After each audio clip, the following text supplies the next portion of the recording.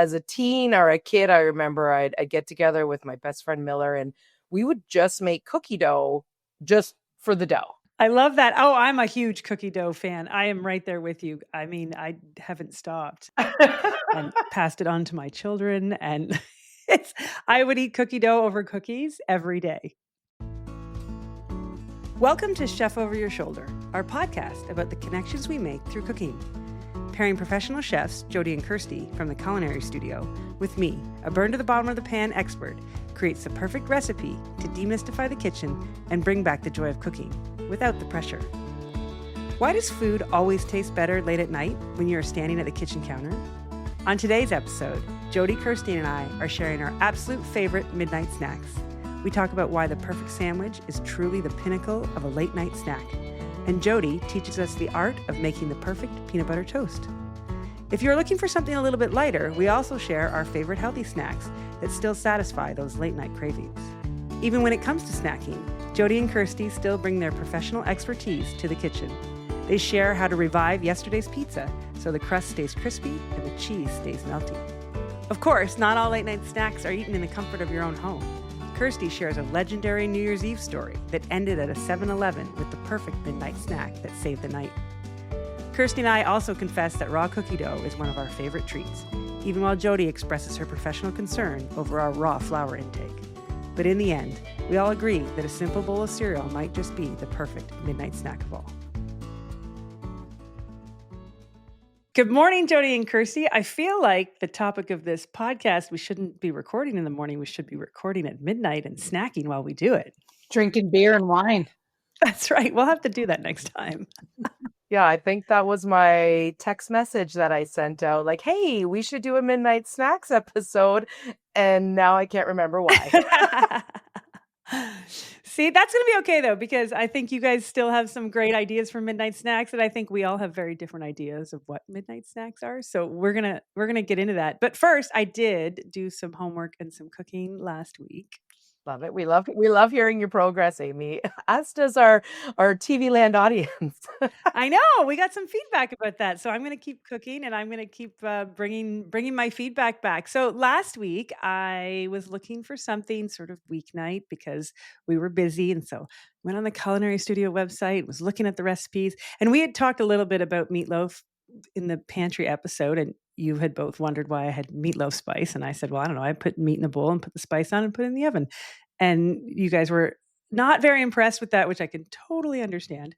So we went for the meatloaf. So I looked up the meatloaf. You have a beautiful meatloaf recipe. And it was just as easy as me using the meatloaf spice. So I will say that it did not take me very long. So I was pretty excited about that. And it was easy to make.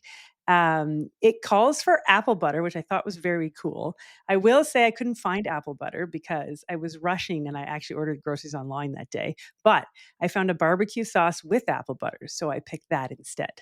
Okay, that's super cool. So Jody and I went to the market, I don't even like at some point in the last year or whatever, and there was this jar of obviously you're getting it at the St. Jacobs Farmers Market. Remember, Jody, the jar of apple butter, it was like a 4-liter jar. And Jody's like, you're like, who's using this much apple butter? And the response was, it's for serious apple butter fans. The cutest Mennonite lady. She was like, it's for serious apple butter. It was so funny. So I think that was maybe why we thought, okay, where else? We didn't buy the 4-liter. I bought like a small jar and then thought, okay, where else can we use it? And we got a lot of feedback, people using it, in all kinds of places, barbecue sauce being one of them for sure. Oh, okay, good. So that's the reason why they were mixed then in the jar. Okay, well, that was good to know. I have to say the other fascinating part was the bread and the milk. So tell me a little, I would never have thought to add that. I just thought it was like meat and spice and go. So tell me a little bit about why we pour milk over bread and what that does for the meatloaf. So it's known, bread and milk together is known as a panade. It's used a lot in Italian cooking for meatballs. We use it in our meatball recipe as well. There was a while that people were getting away from using it because all the gluten-free trends, right? There's a lot of people that were not eating gluten, but it's so delicious in meatloaf and those meatballs. it keeps the proteins from getting too close together and coming across as dry and tough. So essentially it keeps them separated with some moisture on the bread and the fat of the milk, and then keeps they're so tender, right? Like so tender when you're not cooking them for a good long time. So that's the point of that. It's very Italian. It's very used extensively in Italian recipes, and we're just bringing it back after, gluten was devil number one or whatever, enemy number one. Well, I can't live without carbs, so I was A-okay putting the bread in. And I thought, it said that it would keep it moist, and it did. I've made it with my other way, and it was very dry. So this was such a great change. And then the other interesting thing was the cold water that you added, which I would never have thought to do either. Jody, you got to field these science questions for me. I know, this is all the science questions behind the meatloaf. Who knew meatloaf was so sciencey? I'm gonna take a guess. I feel like the butchers use it, right, as a technique. It's injecting, moisture and steam, and I don't. It's just keeping it more tender, right? It provides that steam in there.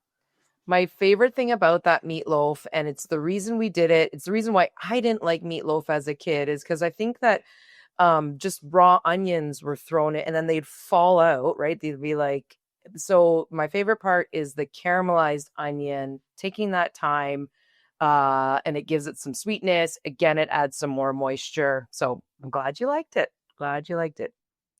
I did, and my family liked it, and they are always hesitant with the meatloaf, and I made it with mashed potatoes, and it was a nice hearty weeknight dinner and very successful. So it's going on the list of regular things we're going to make, especially through the winter, I think. Did you have any leftovers?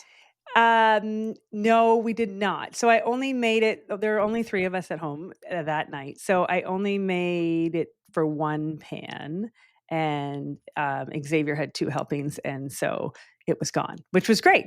And I think, though, having the leftovers, I think I saw on the blog, you turn them into sandwiches. That's what I was going to say. I'm like, if you want leftovers, because then you can just cut a thick slice, fry it in a pan to warm it up. It gets crispy. And then just think of a delicious sandwich, like put that on toasted bread or. Oh my gosh, that's a midnight snack segue right there. That is. What a great midnight snack. Holy cow. I didn't even think the frying part, and then you add cheese or something. I think that would be unbelievable. So I'm going to make double, I guess. Or so would you have two loaf, because I only have 1 loaf pan. If you wanted to have leftovers, would you make 2 loaves, and can you put them in at the oven at the same time? Yes, for sure. You can double it. You can freeze it. You can do mini loaves. I love mini. Jody and I talked about it this week. We're like, let's just open a store of mini things. Like, we love all things mini right now. There's these mini, yeah. And I was like, yes, I love a mini loaf, because then you can definitely freeze some. I love that. That's so cute. And a mini loaf would also make for a great midnight snack. So, Kirstie, when you brought up this topic, I was so interested because you said midnight snack, and then you referenced you forgot why. But I also think you guys can think of all the things you snack on at night. But I think we probably snack differently, because midnight snacks for me is how fast can I open the bag or the box? And I'm assuming that that's not your version of a midnight snack. No, we try not to. When, I was talking about it with my husband, he's like, and I was like, gosh, why did I say midnight snacks? He's like, probably your leftover pizza. So generally a midnight snack, I think, is going to be dictated with what you've done prior to midnight. Or maybe it's even a 10 p.m. snack versus a midnight snack. And I remember this one time, we had whatever delivery pizza, and it wasn't homemade. It wasn't like Jody's Detroit pizza, holy bananas. That would be a midnight snack in itself. And I remember going, you know what, this can be better. That's what Jody and I always think. We're like, how can we make it better? And I took out a cast iron pan because I didn't want to microwave it. And you know what it was now? It's all coming back to me. I'm like, I'm so hungry. I don't have time for it to reheat in the oven. So I got a cast iron pan out, and instead of I reheated it cheese side down first.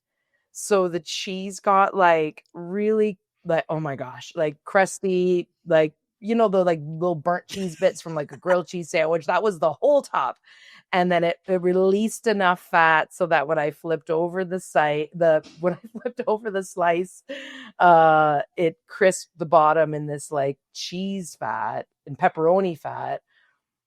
Maybe that was the inspiration, but that's midnight snacking.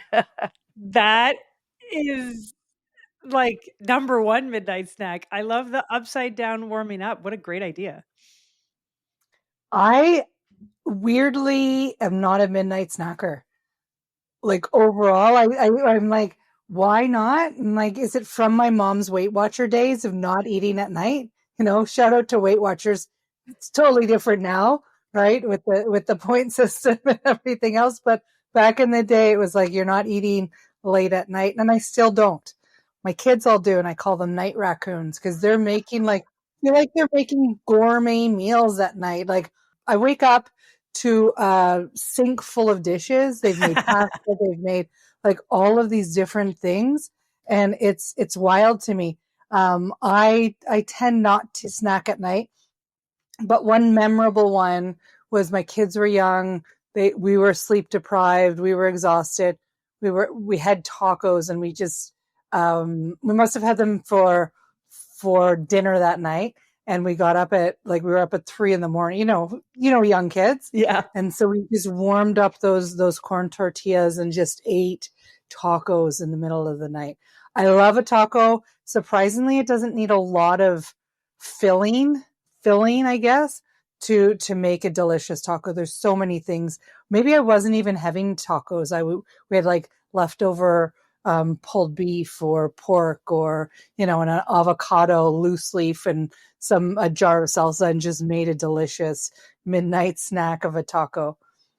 That also sounds yummy. And you're right, easy, because if you have it, all the pieces are in the fridge. And it is about ease and speed because you're probably hungry and you probably don't want to spend a ton of time making something. Yeah, I'm always hungry, right? You guys know that now, right? I don't leave the house. If I'm leaving the house for more than like 45 minutes or an hour, I'm like, okay, what should I bring? Jody knows this, right? I'm like, I'm bringing snacks. Like I have this like fear of going hungry.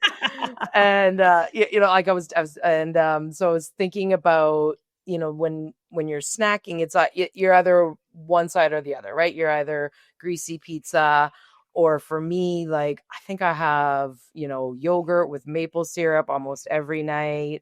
Or if there's like a fresh loaf of bread, I'm having like a piece of bread with peanut butter. Jody, you love you were talking about your Kraft peanut butter.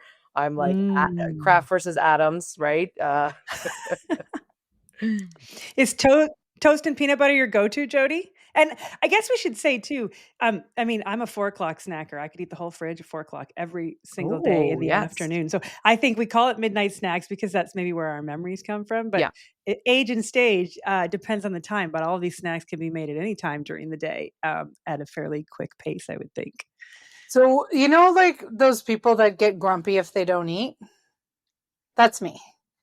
Right? Kirstie. Yeah, Kirstie too. Like she needs to eat. I eat more when I'm with Kirstie than not. I eat really well, right? Because she's always got some sort of snack, even if it's a turkey pepperette, right? We're going to eat really delicious food. For me, if I have nothing else in the house, I'm going to take some bread, some Kraft peanut butter. I'm going to slip some butter in there as well, ideally salted. And then what I'll do is on toast, sorry, not bread, to backtrack there.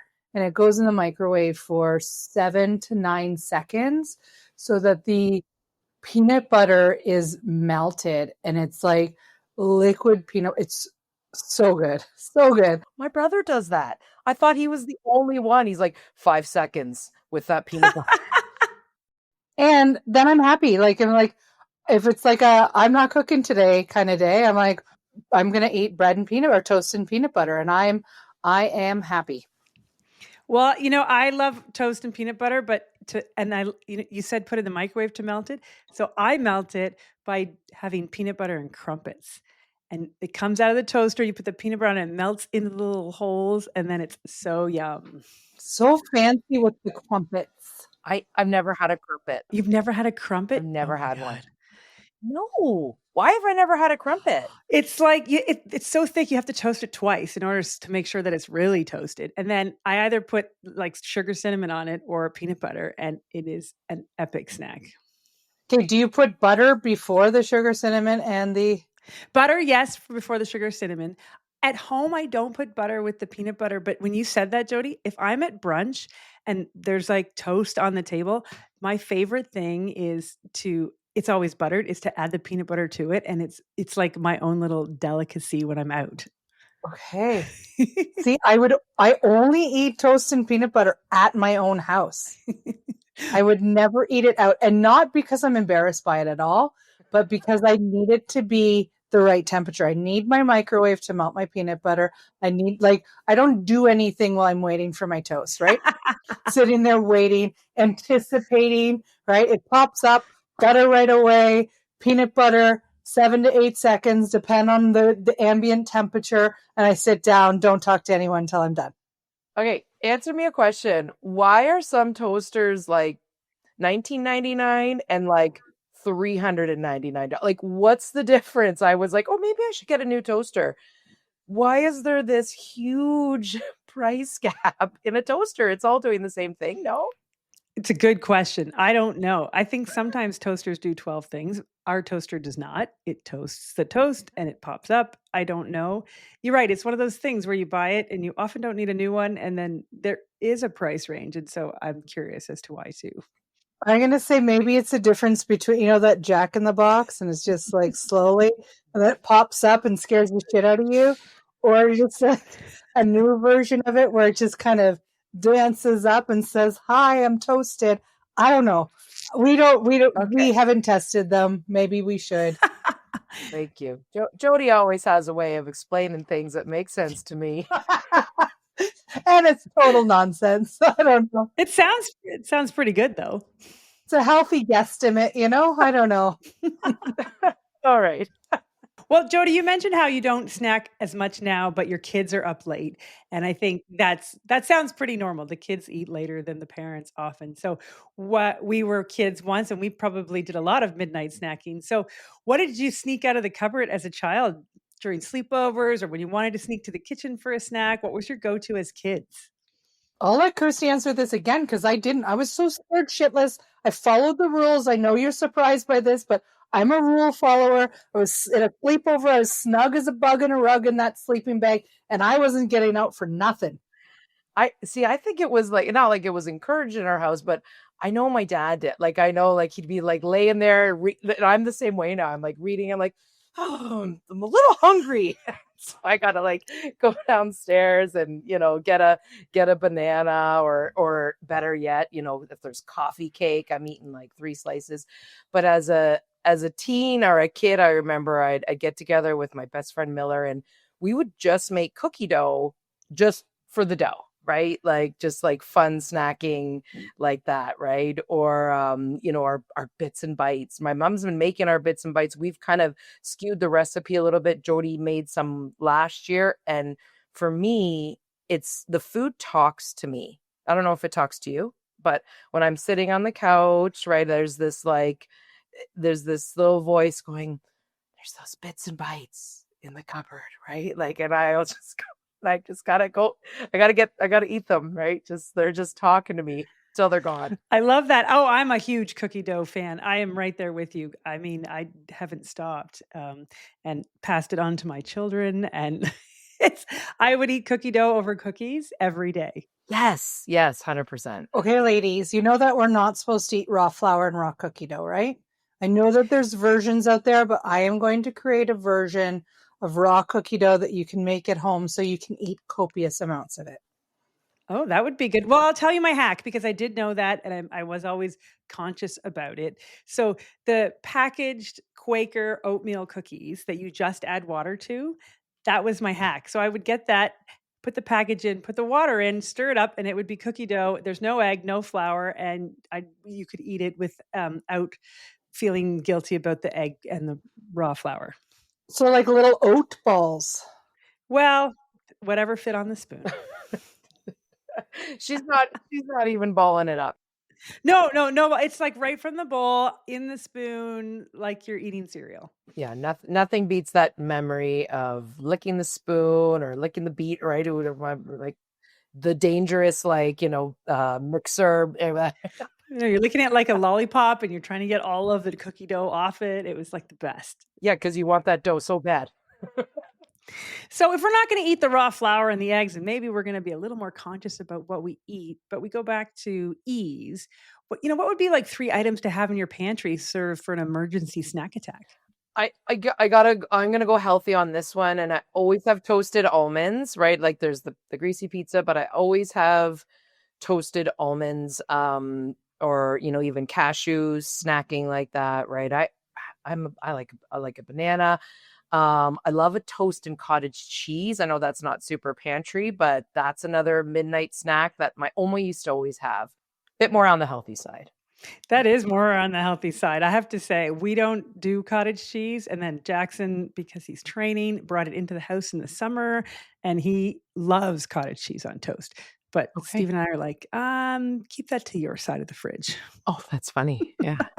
Kirstie's a real conscious snack eater in general. She's very conscious. She's really, toasted almonds, cottage cheese on toast.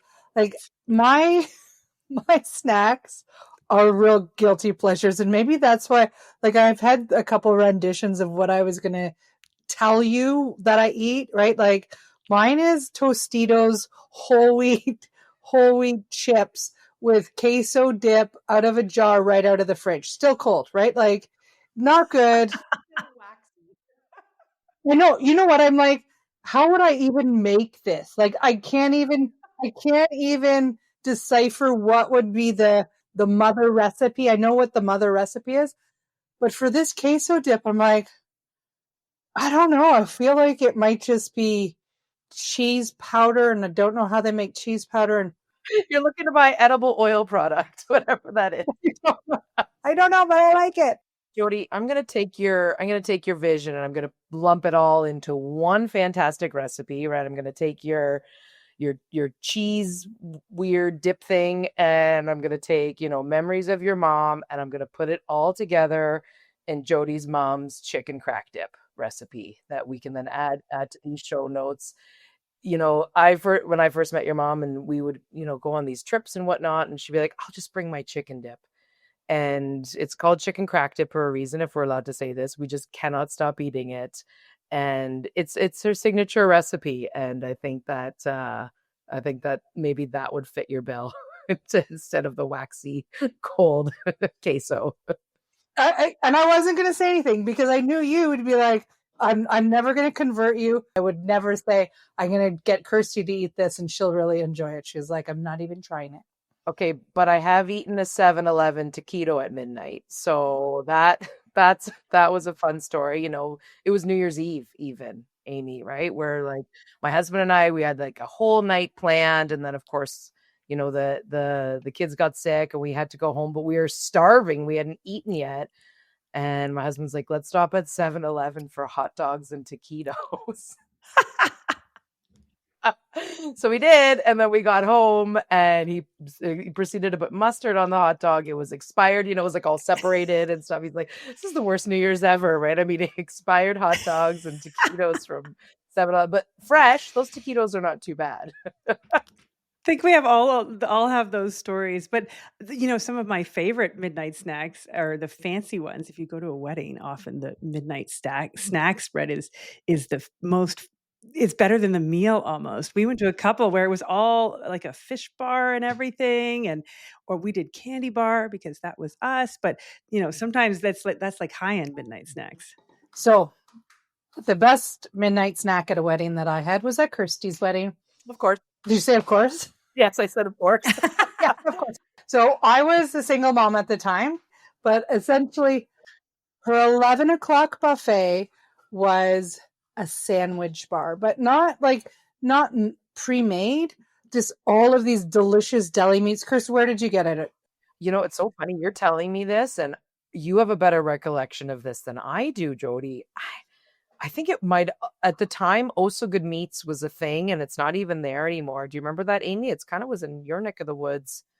I'm not even sure. Yeah. Okay. So it was delicious nonetheless. There was rye bread, white breads, like buns, all these different types of mustards and German mustards, cheeses, and all this whole spread. Again, going back to being single, I went to this wedding by myself. Kirstie and I were just business partners, but I didn't know the wide range of people. We got put at a table with Kirstie's cousin and coworker of someone. Random. We're like, where can we put these people, The random table, yes. And we had a great time.